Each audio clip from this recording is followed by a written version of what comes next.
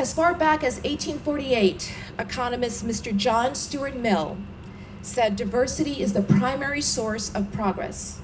That when we're exposed to people from different countries and cultural backgrounds, it serves as a source of intellectual and moral growth. And here we are in the 21st century. We're still having a heavy emphasis on highlighting the benefits of diversity and inclusion, with the irony that our society is becoming more diverse than previous decades. And part of Diversity Day and part of the diversity message that we're trying to put out there is that everybody, no matter what your abilities are, you have worth, dignity, and there should be that inclusion that is important to diversity and to the mission of the Air Force and the community that we live in.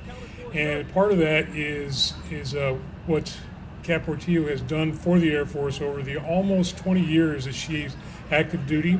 It feels like 2 decades since I was disabled, but it's really only been 2.5 years since I was last walking through this atrium like you guys are. But now I'm in this motorized wheelchair, paralyzed from my shoulders down.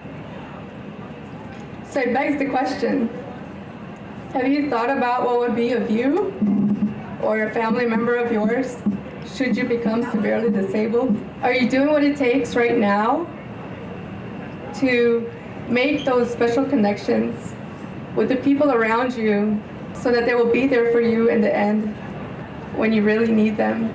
It's just some questions to consider and start making a difference about it now. This is how you can draw closer to people.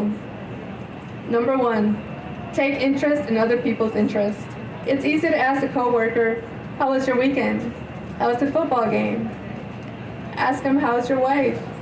If you know they have kids, ask them, how's their kids? Number 2, smile.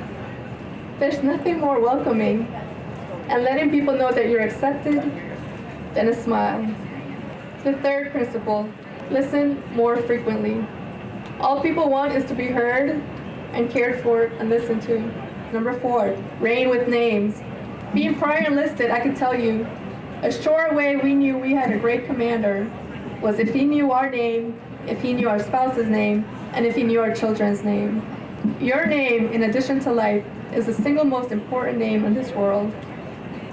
Addressing somebody by their name makes the contact more important to them, and they will remember you for knowing their name. And finally, the 5th principle, leave others in a better place. We've got to do small acts of services so that we move from the manipulative mindset to a more meaningful interaction. Let us not forget we are the biggest resource to Space Command to meet tomorrow's challenges. With external adversaries impacting how we do business, we have no choice but to do things differently to be successful. So we must continue to evolve how we leverage the diverse talent that we have and deliberately foster an inclusive environment to ensure that we effectively stay competitive and have a long presence in space.